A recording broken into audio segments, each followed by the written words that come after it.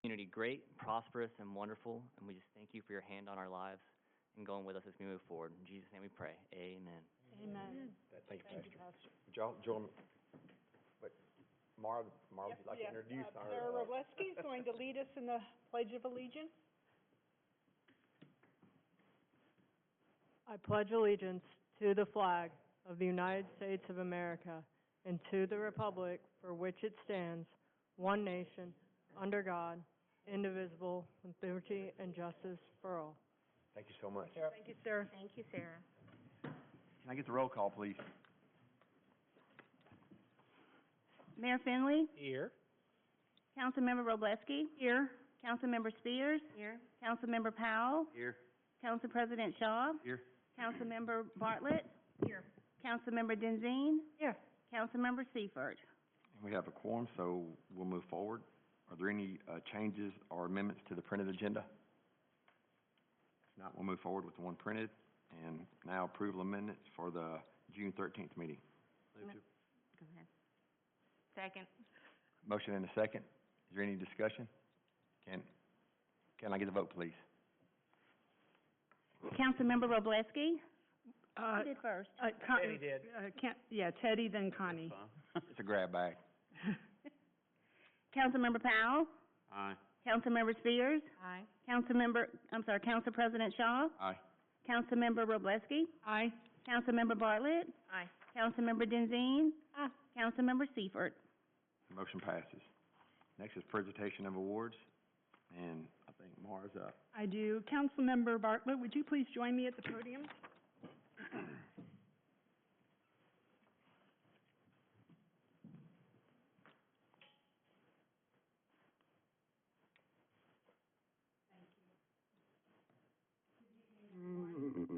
On behalf of Mayor and Council, we would like to honor Sarah Sledge, our Madison Librarian, for her 17 years of service. Sarah, will you please come and join us? And this award, I'm the liaison to the Madison Library. Councilmember Bartlett is the liaison to the Huntsville-Madison County Library Board of Directors. So we would both like to honor you with this award, and this is from all of Council and Mayor Finley. Sarah retired this past Friday after 17 years with the Madison Library, 15 of those as manager. Sarah, like Connie and me, is a military brat, having gone to high school in Panama City where her dad was stationed. After high school, she received her undergraduate degree at the University of North Alabama and her master's degree at the University of Alabama. Roll Tide. Sarah has been active in the National American Library Association and was the member of the first emerging leadership class in 2007. She's also a member of the Alabama Library Association, where she works with Alabama authors. Sarah met her husband of almost 33 years, George. She is the mother of Ranae, her son, her daughter Circe, and she's married to Andrew, and the light of their lives, their grandson Monroe. They also have two sweet dachshunds, Jack and Diane. Sarah has been instrumental in the success of the Madison Library. From starting her career in the previous building, the circulation and foot traffic at the new branch have been explosive. During the pandemic, the library became a place where folks could place holds for books and DVDs from their homes and pick them up in the parking lot. This kept quite a few of us sane during a very difficult time. Sarah has made a huge impact in our Madison community. She takes great joy from setting up the Next Chapter book club for the IDD community. This is for folks that have intellectual and developmental delays. The biggest programs she has spearheaded are the Read Around the Block and the Helen P. Lee Fun Run for Summer Reading Kickoff. This program has the greatest, and the program that has the greatest impact in our city is Blast Off. It's a book festival for second and third graders in Madison City schools. This has impacted literally thousands of students in Madison and has led many of students, including my own, to have the love of learning installed at a young age. When Sarah and I talked earlier this week, she shared that she loves coming to work every day for the opportunity to make a difference in someone's world. Sarah told me that she really, really loves our community and recognizes what a privilege it is to serve and live here. She enjoys being involved with the Friends of the Library and invites everyone to join. Sarah participates in 3 book clubs at the library: Literary Giants, Knit One, Read Two, and the one that I help with, which is Mystery, Mirth, and Mayhem. Everybody is welcome to come and join those book clubs. We're so glad that you will now have all the time that you want and need to read whatever you want, whenever you want, how much as you want. Happy retirement. Thank you.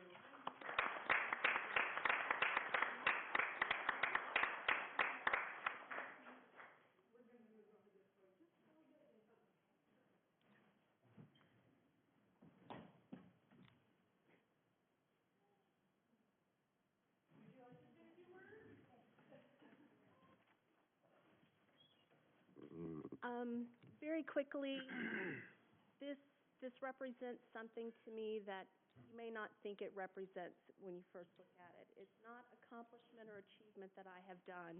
It stands for opportunity, and it's the opportunity that I've had every day to come and serve my city along with my local government, my friends of the library, our volunteers, and an incredible staff that has been with me every step of the way. The library is a place for learning, and it is definitely a place where people come to get materials for recreational reading, but it's a whole lot more than that. When I was getting ready to come here, the people that I was thinking about the most were the moms who had babies during COVID and came to the library for the first time so their babies could see another baby. The man who came and sat with me in 2005 and we watched the water rise over his house in New Orleans after Hurricane Katrina. The mom who came after having her baby and drove by the library and called me to come outside to be the first person outside of the nursing staff to hold her baby because she was so grateful for the services that the library provides her. These are just small stories. But every single day, the men and women that work at the library have these opportunities to make this kind of difference in your community and in your world. So on their behalf, thank you so much for giving me the opportunity to serve you.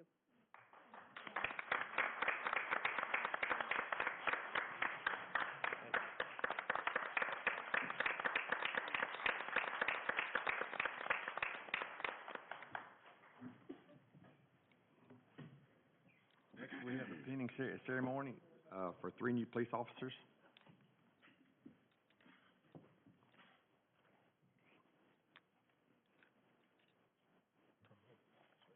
Three new promoted. Oh, promoted officers. Newly promoted. Excuse me. Actually, for 3 new sergeants. Yeah. Everybody see me? We're afraid to say no, so yes, we can see you. I'd like to call Sergeant Chris Coons up with his family.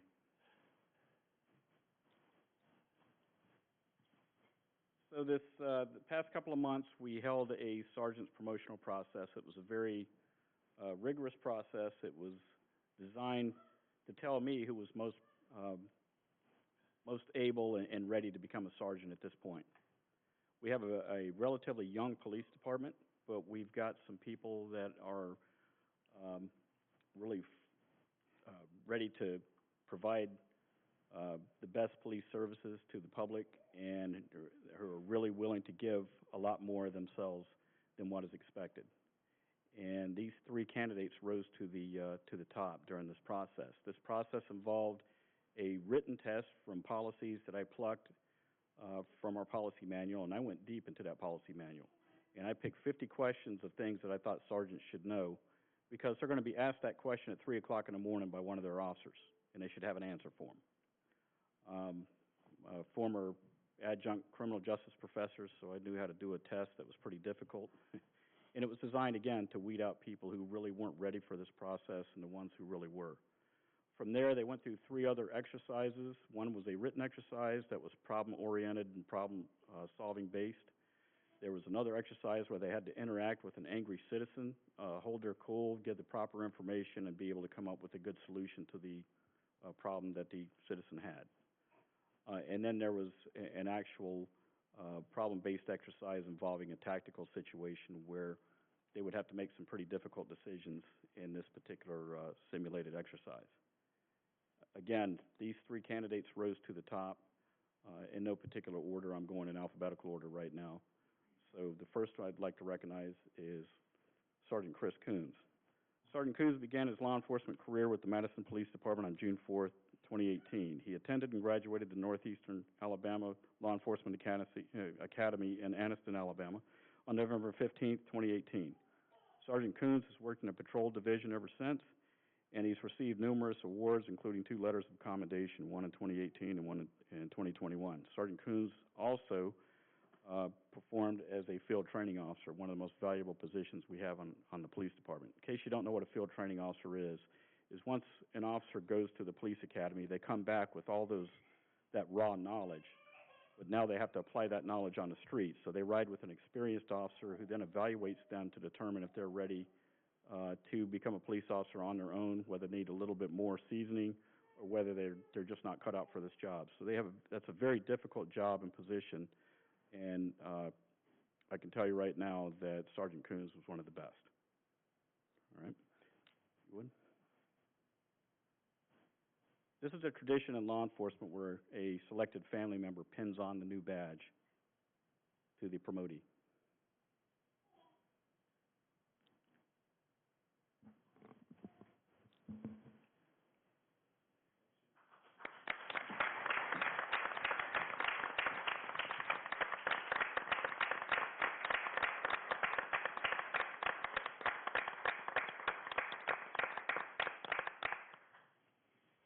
So these hold on a second.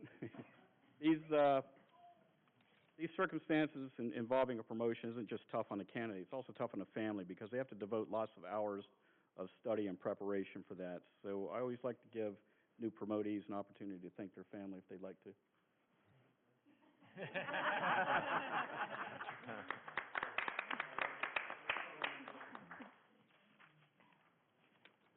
All right. Sergeant Mike Dixon.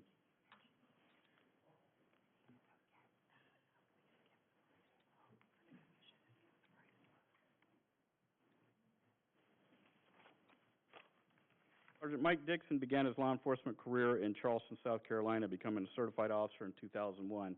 What's unique about Charleston is Charleston also had a former chief who I used to work for, who was my sergeant in Virginia Beach, and then he got selected as chief of Charleston. I think he had left by the time Mike actually came on. Mike began his career with the Madison Police Department on April 7th, 2014, and he worked for just over a year before resigning to pursue another endeavor. However, he saw the light, he came back, was rehired with the Madison Police Department on August 27, 2018. Since his return, he has spent most of his time assigned to the Special Operations Division and has been an Army of One as our only traffic unit for the last couple of years. Sergeant Dixon has received additional training as a traffic homicide investigator, advanced crash investigator, and an accident reconstruction specialist.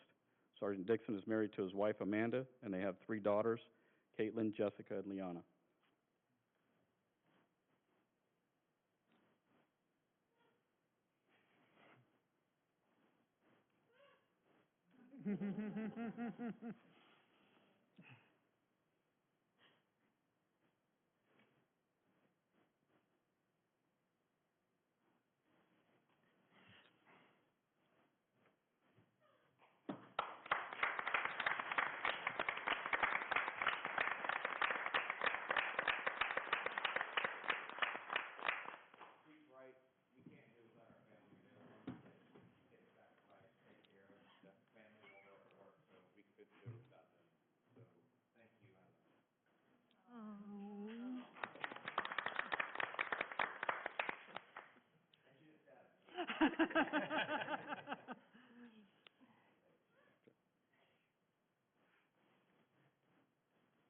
Sergeant Davin Hill.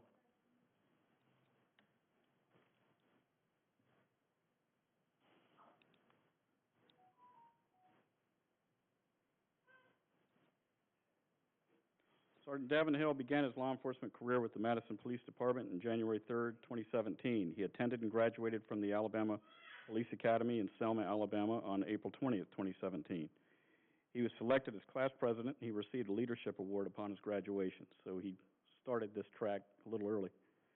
Sergeant Hill has spent most of his career working the night shift in patrol. He has received numerous awards, including a letter of commendation in October 2020, life-saving award from the department and the National Society of the Sons of American Revolution in December 2020, as well as a unit citation in November 2021. He has currently chosen to become a member of our Honor Guard as well, and in addition to serving his community, he also serves his state and his country as a member of the National Guard, was with the Army for 11 years. Sergeant Hill is engaged and has a daughter and a son, and he's engaged to Michelle.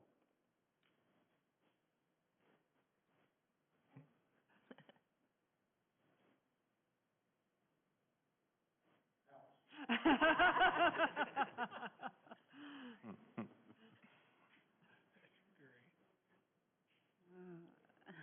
all funny till somebody gets hurt. Oh, dear, okay.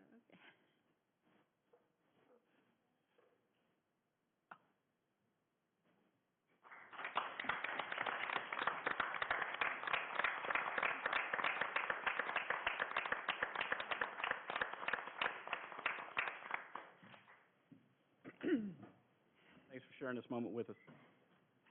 Thanks, Chief. Thanks, sir. Next is public comments. Does anyone like to address council and mayor? If not, we'll move into the consent agenda and finance committee report. Okay, Finance Committee met last Tuesday on June 21st and reviewed the consent agenda items. I'd like to present those for your approval. Move to approve. Is there a second? Second. Motion is second. Is there any discussion? Yes, I'd like to mention, letter F is a resolution that, Madison County Commission has agreed to pick up our garbage for the same price despite the rising cost of gas. And I wanted just to note that. That's all. Can I get a vote, please? Councilmember Bartlett, Aye. Councilmember Powell, Aye. Council President Shaw, Aye. Councilmember Wroblewski, Aye. Councilmember Spears, Aye. Councilmember Denzine, Aye. Councilmember Seifert. Motion passes. Next is presentation of reports, and we'll start with the mayor. All right, two quick things. One, a follow-up from last city council meeting where we had someone come and ask us to review the speed on Browns Ferry and the possibility of accidents there, or the accidents that had occurred. Engineering had already had that in the queue. It's now, Michael will have it, get it to someone to review the design, which then we would be able to bring council an amount that we would need to fund for the safety aspect of that. In addition to that, the shorter term piece is they have been monitoring that more from a police standpoint, and we even added the electronic sign last weekend, which will go back and forth depending on where else it's needed. But we are monitoring that, and I wanted folks to know that it was something we took responsibility for and we continue to look at. Secondly, we were able to, along with Mayor Battle and Chairman Strong, sign the proclamation this morning for Armed Forces Week. We don't just have a day here, we have a week. So there's activities all the way through. There's a concert in the park tonight. If we get done early enough, anybody could go watch it down in Huntsville. There's a community softball game tomorrow at 6 at Toyota Field. And there'll be activities all through the week, a luncheon on Wednesday. It's just a neat thing when so many of the folks that support our military here and the programs that they are working on and the criticality of where they are right now. This community, is very proud of what we do for our military and with our military, and it was neat to be a part of that. With that said, that's all I have. Good. District number 1. Yes, sir, I just have one item. I attended the government transition possibility meeting last Wednesday, and I want to commend Councilmember Bartlett for leading that meeting, and also Mr. Jeff Downs and Mr. Sam Gaston, who are two city managers who came up to lead their experience and their knowledge. And I just want to thank you for having that. We'll have 2 more meetings, and I won't steal your thunder, but just wanted to publicly thank you for spearheading that investigative process. And that's all I have. District number 2. I would like to echo that. Ms. Bartlett, you did a wonderful job of making sure that that was a very informative meeting and that it flowed well and that people were able to ask questions but not get too far down in the weeds. Just keep it where we needed to be that night, and I appreciate that. And that's all I have. District number 3. No new business. District number 5. First, I have resolution number 2022-184-R, authorizing an amended policy for streaming and archiving of certain meetings. As you know, we passed a resolution previously authorizing archiving of our city council meetings, our planning commission meetings, and our zoning board of appeals meetings. And so we're about halfway through the year, seeing how that's working out. And those recommendations stemmed from a study that we did working with our employees here at City Hall to see what it was that they could manage with our new streaming service that's connected with our website. There has been a lot of interest on the governance transition community meetings, and we were asked if we would allow those to be streamed and archived as well. So we were able to stream that meeting, but we need to come to this council to authorize archiving that meeting and to let it be listed among the other 3 meetings that are archived. So I'm presenting that for your approval. Move to approve. Go ahead, Karen. Move to approve. Second. Motion and a second. Is there any discussion? Can we get the vote, please? Councilmember Denzine. Aye. Councilmember Wroblewski. Aye. Council President Shaw. Aye. Councilmember Spears. Aye. Councilmember Powell. Aye. Councilmember Seifert. Motion passes. I don't know if I got to vote, but I voted. Councilmember Bartlett. Aye. And Jason tells me that if it passed, he would be able to have the recording up on our website where all of our other archived meetings are in the morning. So that's when you can expect to see it. Okay, I'd also like to thank everyone who was able to attend our first community meeting on the council manager form of government last Wednesday. We focused on the role of the city manager at that meeting. Our next community meeting, our second meeting, will be on Monday, July 11th at noon at Madison Library. You can bring your lunch if you're coming from work, and the focus of that meeting is going to be the role of the mayor in a council manager form of government. We have our own mayor, Mayor Finley, who will be there, as well as Ron Anders, the mayor of Auburn, and so that should be equally informative, and I'm looking forward to that. And that's all I have. Thank you. Very good. District number 6. First, I'd like to lead off with the Madison Police Citizens Advisory Committee. They are having their meeting tomorrow evening.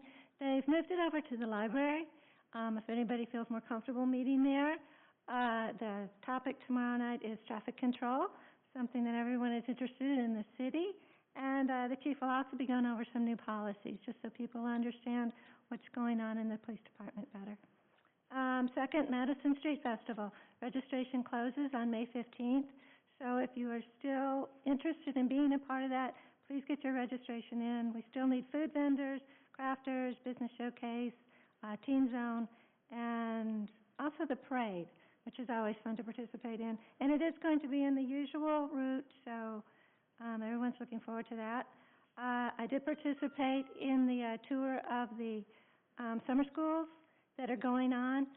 All the kids are just so excited to be there. I've never seen kids so happy to be at summer school. But they were making robots, and they were making dinosaur heads, and they were doing all these cool things. And so it was such a good way to teach the kids during the summer, and I appreciate the hard work of all the teachers that are giving their time during the summer to do that. Also, the school system is continuing to look at the safety of the students as they return to school. Dr. West is spearheading that. He's doing a review of all the protocols, all the site evaluations for that, and they're taking this very seriously, and they will be doing presentations before school starts. Also, I really wish to thank Michael Johnson.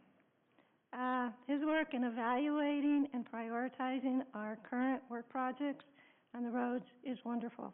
I've gotten a lot of good feedback from the people in my district. They appreciate the changes for the roundabout at Eastview, and for no longer doing, or for putting on hold, the extension for the Sunset Boulevard.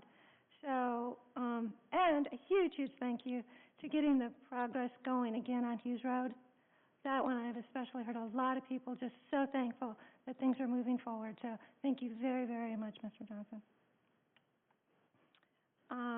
And the ribbon cutting, we had the ribbon cutting the other night at Home Place Park. It was great. I think it's going to be a great venue for people to come, for families to use it, for picnics, but also just for the community to come together, whether it's for concerts or for plays or school things, whatever it can be used for. It's a wonderful It's a wonderful site, and thank you so much, Mary Beth, for putting that together for us, and the help of the Rotary Club and all those that were involved with that. So thank you for that, and happy 4th of July. Nobody here mentioned, but we are going to be having the fireworks again down at Dublin. There's going to be a shuttle bus going from Bob Jones, starting, I believe, at 5, from 5 to 10 for anyone who wants to use that because parking is so limited. So anyway, I just hope everyone has a wonderful and safe 4th of July, and that's all I have for tonight. Very good. There are no board or committee appointments tonight, and we have one public hearing.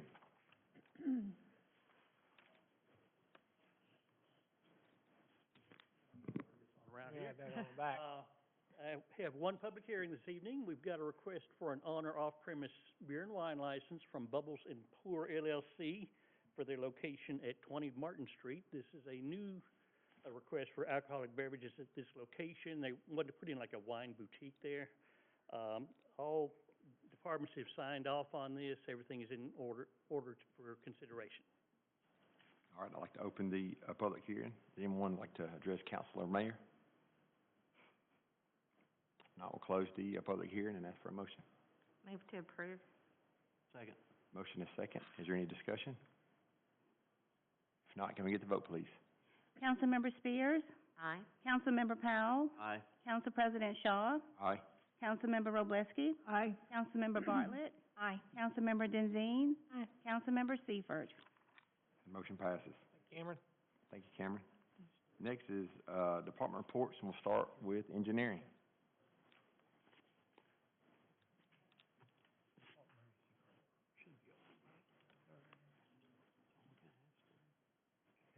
All right. Just got resolution number 2022-180-R, accepting a donation of a public utility and drainage easement from Sterling Madison Apartments. Move to approve. Second. Motion is second. Is there any discussion?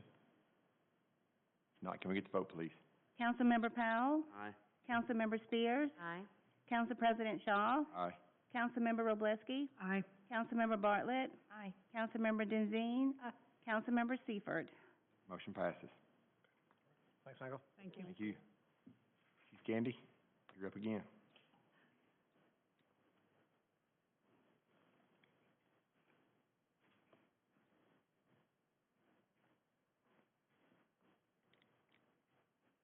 About the stages.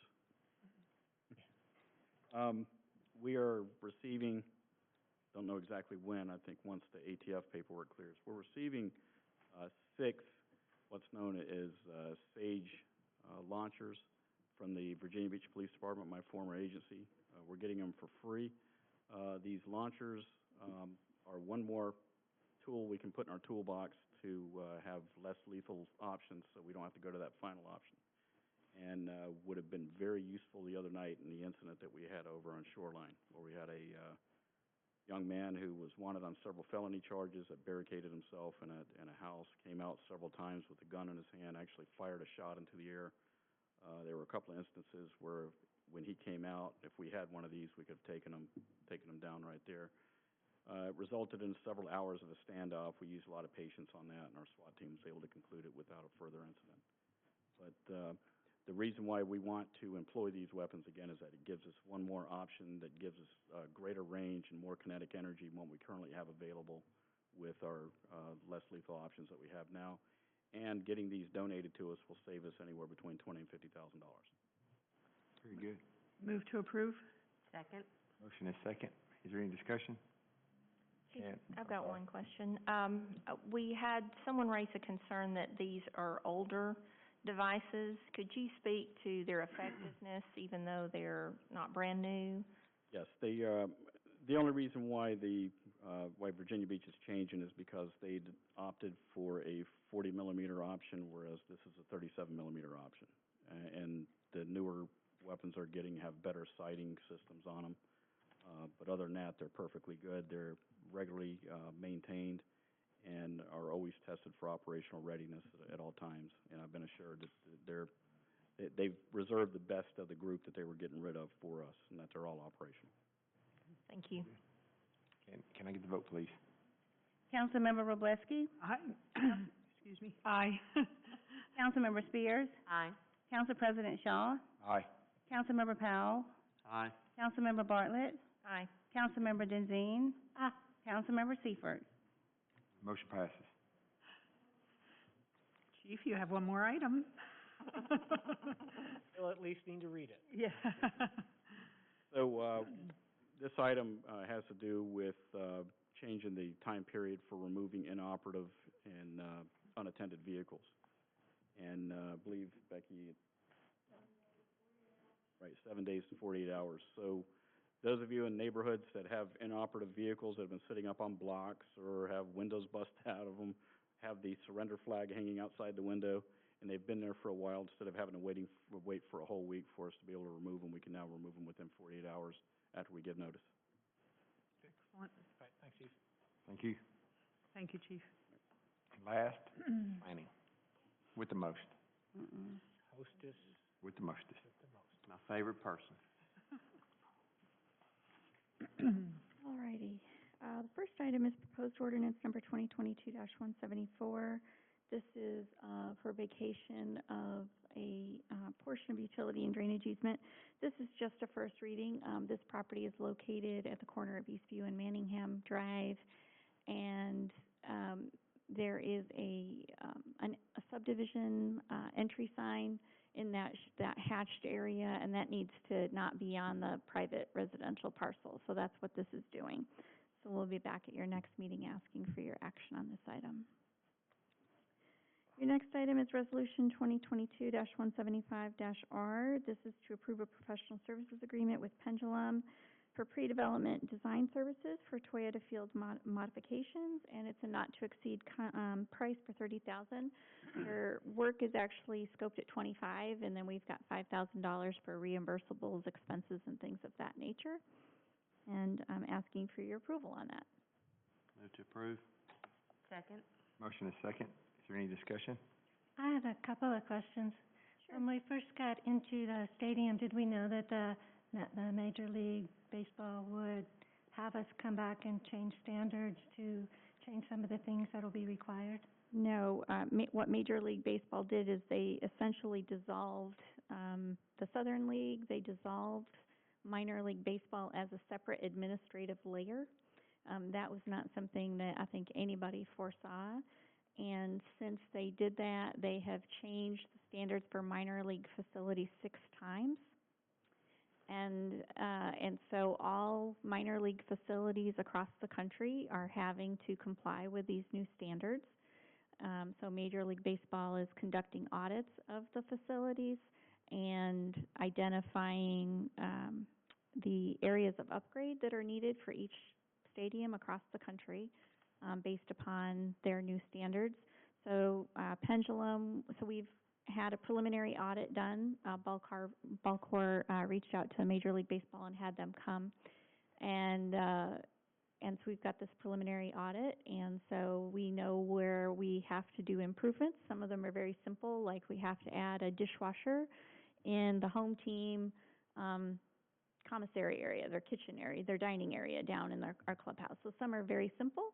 Some are going to be a little bit more involved. So this architecture firm, which has a great track record working with Major League Baseball, will help us to figure out how to solve that puzzle in the most efficient and cost-effective way that we can. And then once we have that information and Major League Baseball approves it, we will be back to talk with you about how to implement those changes and what those costs will be. Okay, because I was surprised to see there was going to be structural changes and that sort of thing. That was. We're expecting that there will be some changes in the lower level of the clubhouse. Again, we're going to look to address Major League Baseball's comments in the most efficient, cost-effective manner possible. It's I will say frustrating doesn't really encapsulate my feelings on this topic, nor Balcor's, because we spent a long time creating a really wonderful facility at standards that met the league's requirements at the time. And again, nobody could foresee this. So we're going to try and economize. We're also going to try and make sure that we're getting the biggest bang for our buck. So if we've got to make a change to a facility, try to anticipate, are there going to be other changes that we see coming down the line, right? And so one of the areas, and not to get too far into the weeds, but one of the areas that we're having to address, and again, all facilities across the country are having to address, is you're seeing more women involved in either coaching or umpire roles in baseball. And so one of the things they're looking for us to do is have dedicated facilities for females.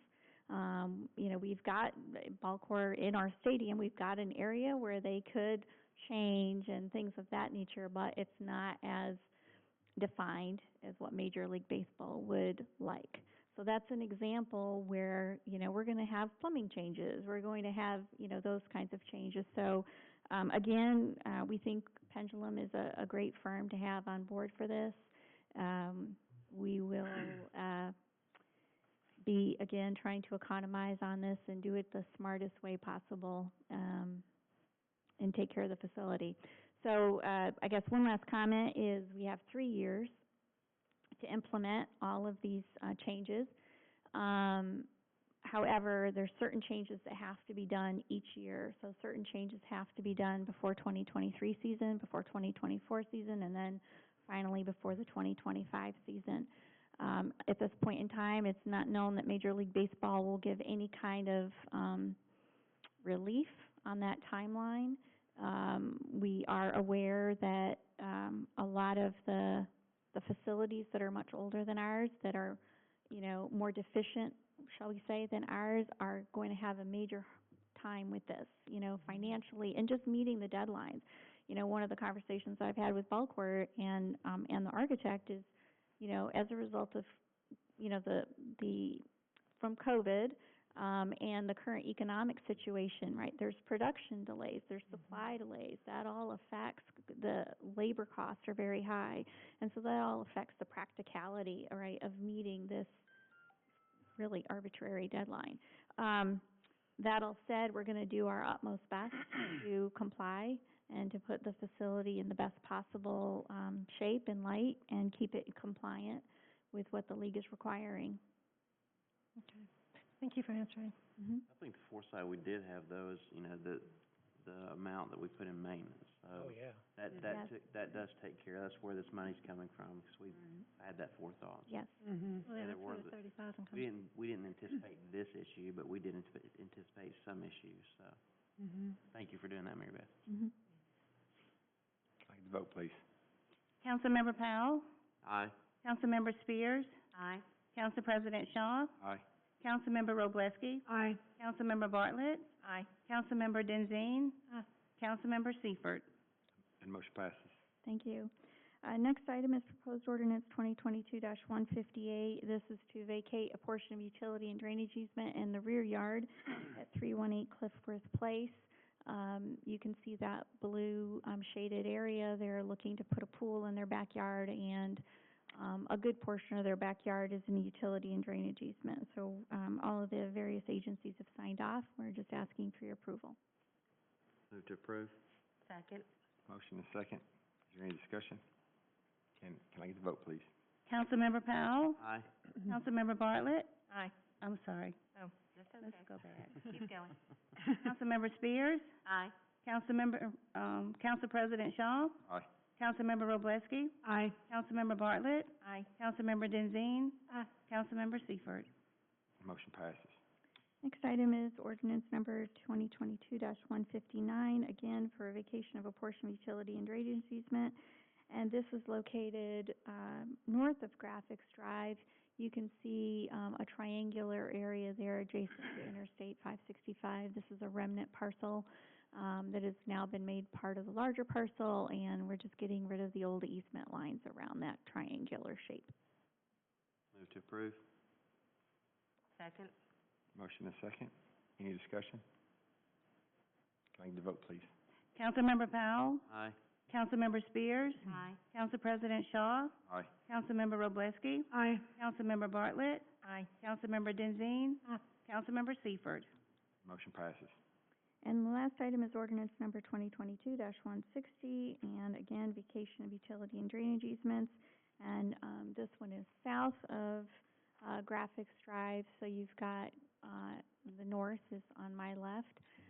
There's actually two easements there. One is a fairly long connected easement. This is all like one piece, so to speak, connected, and then there's this one right here. And so the one, that's right here along the east property line, I just wanted to point out that there is, an access easement that is on this portion of this property here. The access easement is the only access off of Graphics to the Hexagon Wellness Center parking lot. So, the document and the notes on this indicate that that easement remains.